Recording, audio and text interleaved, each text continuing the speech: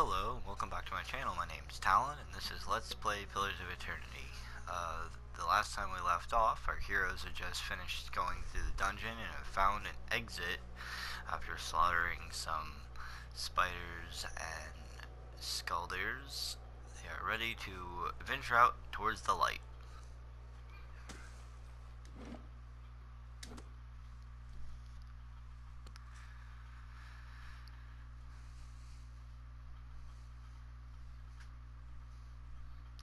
Scripted interactions or sleight of hands.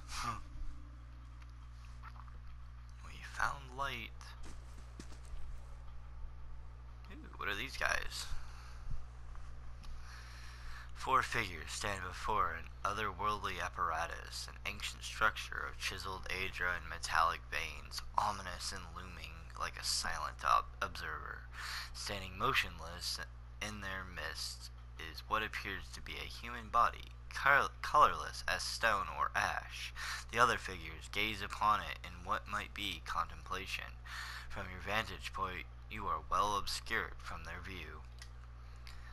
The figure closest to the machine stands out among them. A thick gray beard frames a face otherwise hidden beneath a metallic mask. His faded robes are embroidered with a runic language unlike anything you've ever seen, and he wears a strange black headdress with two protrusions that jut out like the wings of a malevolent creature. Oathbinder, bear witness, and see this man has kept his word true to his last breath, full to his blood's last drop. Guide his soul, queen that was, and regard it among your favored. Let his life by the key be his confession. Let his death by the key be his absolution. May he walk the world ever free of the crushing weight of the book. Oh no, not the book. Whatever the book is. Your brother has done his part, and you have seen the power of his contribution. I will accept no further hesitation from the rest of you. In the sight of the queen that was, will you fulfill the oath? Will you take your place beside your brother in the endless esteem of her memory that is without flaw? Step forth, and be assured of the great worth of your life's course. Excuse me, I'm getting a drink. Okay.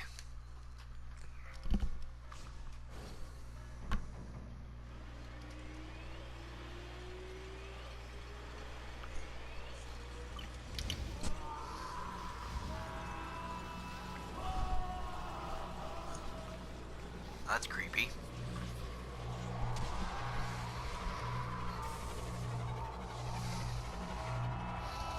What? No.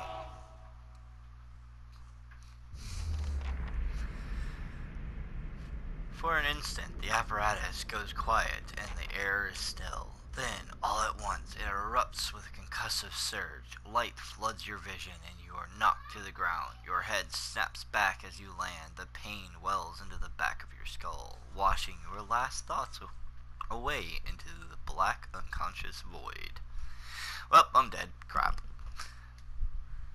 You open your eyes to a different place, another time. You stand in a circular room, grand and domed, its walls lined with Aedra and trimmed with copper. The style is ancient, but the chamber is unweathered. At the far end of a great pillar of Aedra pierces the floor from below. Its shimmering texture gives the illusion of boundless depth. Encircling the pillar is an apparatus much like the one that you just seen, but immense and multifaceted and intertwined. Your thoughts are yours, and not yours, and they seem to exist before you think them. And they are all questions, pressing questions, troubling questions, questions that must be answered, or. At the base of the pillar now you see a man with a thick gray beard and a ceremonial robe, crowned with a strange oh my gosh, I am sorry, I cannot read. Ornamental headdress. You know this man. You are walking towards him now at a pace that is hurried, while trying not to appear so. You have something you want to ask him, one question above all, and the question spins madly in your mind.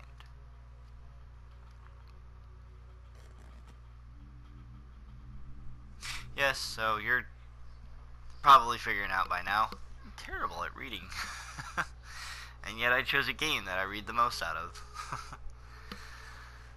You awaken to find your malaise has broken, only to be replaced with something far more concerning. Faint whispers are audible at the edge of your hearing, like a ringing in your ear that does not subside.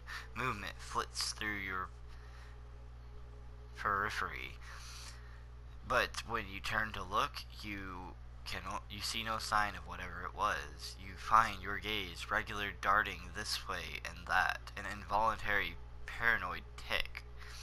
If this is a sickness, it may be dangerous to go without treatment for long. Well, crap. My character never can get cured, can he? First it's a stinging beetle, now it's voices and people I can't see. The figures at the machine stand frozen in place, flesh and blood replaced by cinders and ash. The man who led them is nowhere to be seen. You find Kalisha lying prostrate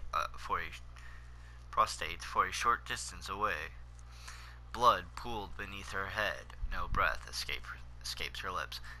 And I apparently can't keep party members to save my life. First Hayden, now Kalisha. Yay. You are alone and far from help. Gilded Veil may be your best hope for receiving treatment before things get worse. Well, at least I leveled. That's a good thing. Now I get to put some skill points in. Let's see, what do I want to do?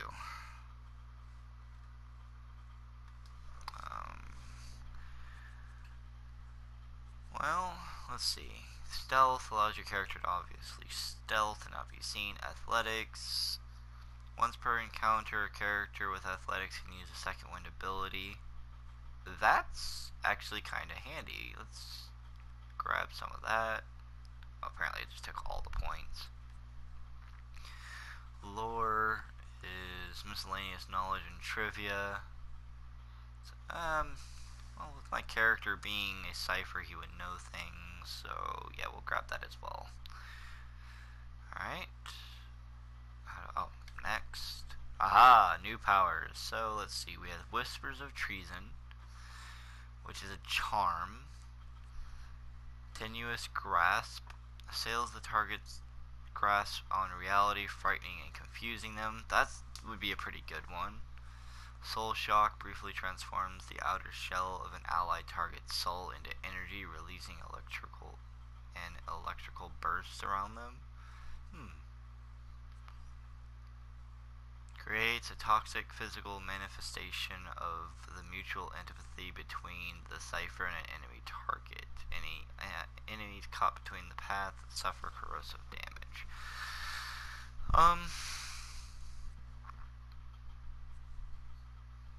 Well, dang, that's actually kind of a hard choice, because being able to charm somebody in combat for enemy would be a great idea to do too.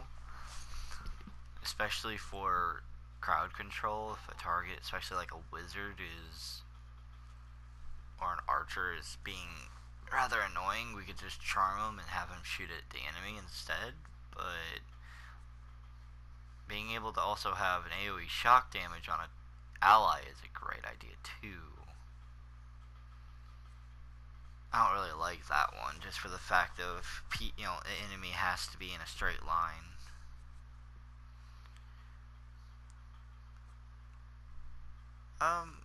Screw it, we'll take Soul Shock. Oh, and now I get talents. Biting Whip. Cipher. I'm guessing the Soul Whip is when your sword, or when my sword turns like a purple lightsaber. No, I know it's not a lightsaber, it's a different genre, but still. That's probably what it does. More melee damage or range damage. That's very cool. Backlash. I have a chance to stun whenever they target the Cypher's will. So if they cast a spell that I must make a will check, they get stunned. Ooh. Draining Whip, 33% more focus. More focus. Grants Acolyte Radiance, an area of effect on a friendly target. Oh wow, that's actually pretty cool. Then you can also get offensive stuff, which apparently is Weapon Focus Adventure, which is Poleaxe, and a Stalk, which I believe is what I'm using. And a Stalk is like a great sword, flail, wand, or warbow. Gonna be a Knight, which is Battle Axe, sword, Morningstar, and crossbow. Nobles, dagger, rapier, mace, scepter, and rod. Hatchet, spear, quarterstaff, hunting bow, and arms. Okay. If I wanted to do two-weapon fighting, one-handed fighting, or two-handed, which I am doing two-handed, which gives me more damage, that would be great. What about defensive? I seem to be dying quite a bit. So hold the line. It's a new defensive strategy, increases your engagement limit by 1. Snake reflexes gives me plus 10 to reflex, fortitude, or will. Sword and shield style, or whenever you disengage, you have a plus 12 defense. Okay, so disengage, I believe, is just like in D&D. If you walk away from an enemy, they get an attack of opportunity against you. It's like in most role-playing games. Then you have utility, which allows you to run faster. Oh, very nice. So I think we'll go back to class, and I actually like the idea of being able to stun targets that affect my will. The passive, it only works once per encounter, though. Yeah, but that seems like a really good thing to do. Yeah, I'm gonna choose it. Also, you can notice that I switched out of the hide armor into leather armor. I forgot that I actually had leather armor in my inventory. It gave me plus 1 to my damage reduction, which is going to help me stay alive, I hope. Plus, I don't look more like a barbarian. It's more of a fighter. Alright, there we go. Let's go next. It seems to be everything, so done. Poor Kalisha. Oh, I can loot her. I can loot her body. And I can take her scale armor. Well, I was talking about needing male armor, so yeah, we'll do that. And go to the inventory. For some reason that didn't work. Because I did the wrong one. Oh my goodness. Yeah, male armor. There we go. If it affects my spell casting, which would be weird since it's not technically me casting spells, it's manifesting mental energy, I'll just take it off and go back to the leather armor. Oh, let's turn off fast mode. Whoa. Torture device. Oh, darn, he's gone. And we'll grab Saint Gyren's horns. It's a type of flower.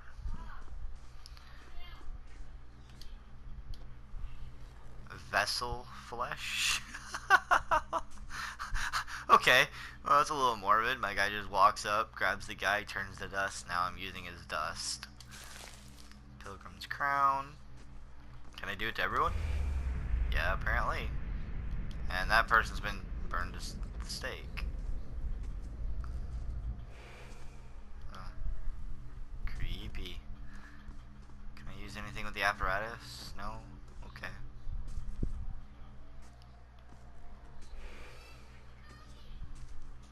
We'll grab all the flowers just because, and just like Baldur's Gate or Neverwinter Nights, if you or even Icewind Dale, you have the world map that you can walk around and do everything. Obviously, we are in Kylent Lice, and the only place that we are connected to is Valewood, so we'll head that way. It will take 6 hours. That's fine. Yeah.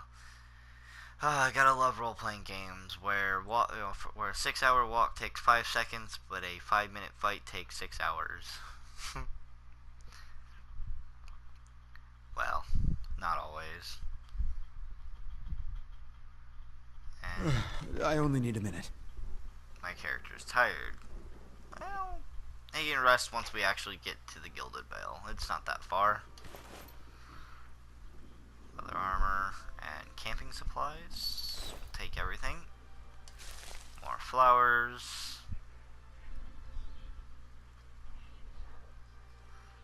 Apparently a ghost. Can I talk to him? Hey, come back. Well, guess not. Blood moss. Huh. Yeah, that's some red moss. What should we call it? Blood moss. Sounds legit.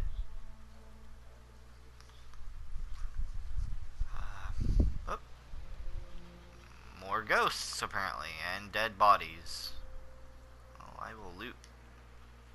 Apparently, I won't loot all the dead bodies. Follow the road. And bandit. Outlaw, yep. I can't tell what he's using. Looks like a shield, so he's not. Okay, we'll just attack for right now. Actually, we're going to eye blast him. Unpause.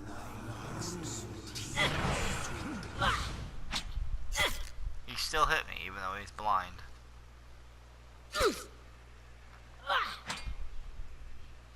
Wow.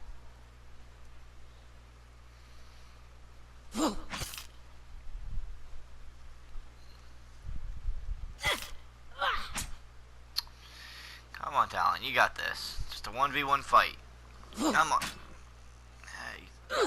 There you go. He had a one-handed sword, shield, leather armor, helmet, and 4 copper pieces. Put all that in the stash.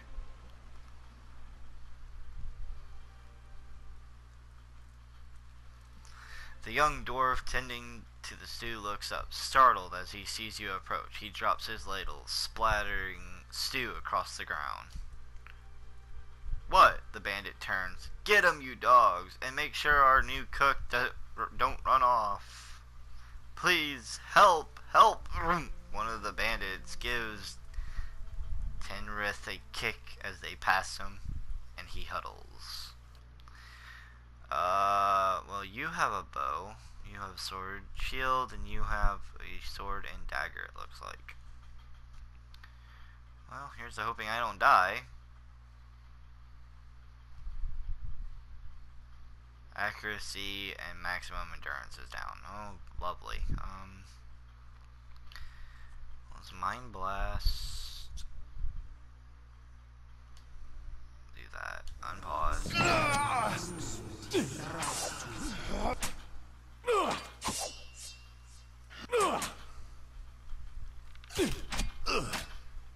I might have to run away.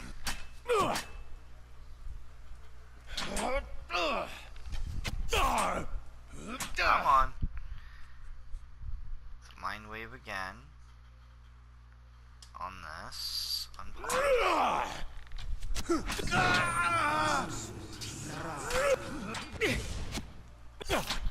There we go.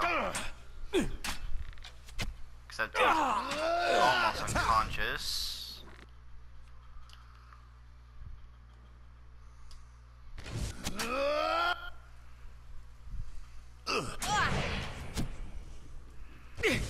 Charge! Come on.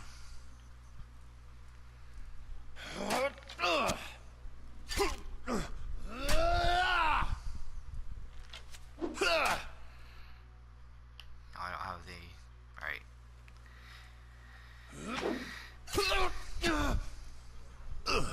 Obviously, I'm supposed to have a party when I come this way, but adventure awaits, so and we'll wait for no one. That's fine. I'm able to handle it, except I'm about to die. Come on, don't die. You got this.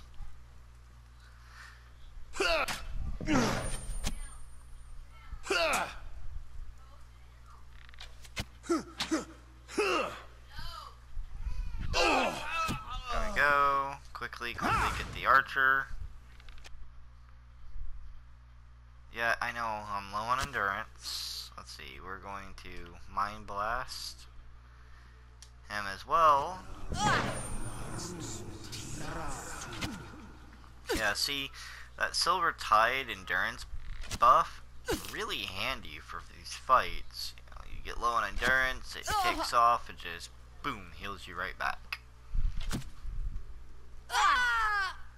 There we go. Sleep would do me good. Let's see, a hunting bow, leather armor, a cape, a hood, lockpicks, and actual gold. Take it all. And yeah, same thing. Some daggers, a hatchet. Alright, we'll take it all as well. Gods keep you. By the flame, thank you. I thought I'd be stuck cooking for these ignorant weasels for the rest of my life. Or until they got bored of me, I suppose. I must get back home. I only hope they haven't hired a replacement. The dwarf looks aghast. Listen, next time you're in Gilded Vale, stop by the Black Hound Inn. I'll let Pasca know just what you've done for me, and I'm sure she'll do right by you in turn. Oh, to be back at my oven again. Oh, dwarf merchant. Oh, cool. Let's loot all this. Get some veggies. Stiletto, rice, meat, poultry, and more. Fruit. So, I believe there is crafting, obviously. You have, I believe, cooking, you have alchemy, and if I recall correctly, you can make weapons and armor. I believe. I don't know if I can find out. Let's see. Maybe just an inventory. Yeah, L2 for crafting.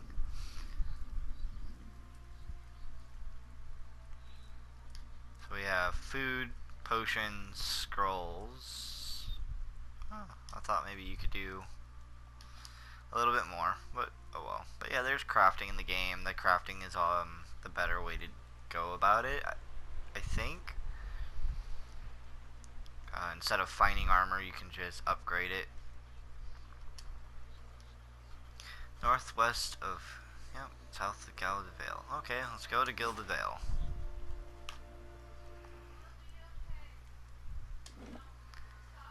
Wow, it's gonna take 8-hour journey. So my character is gonna be extremely exhausted since he hasn't rested since this, beetle bite.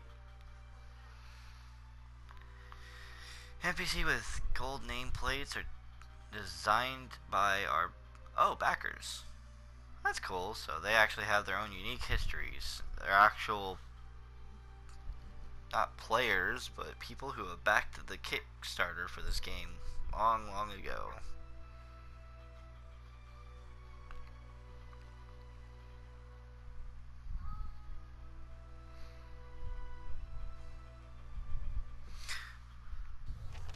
Well, we're in Gilded Vale, and for now, that's going to be all the time I have.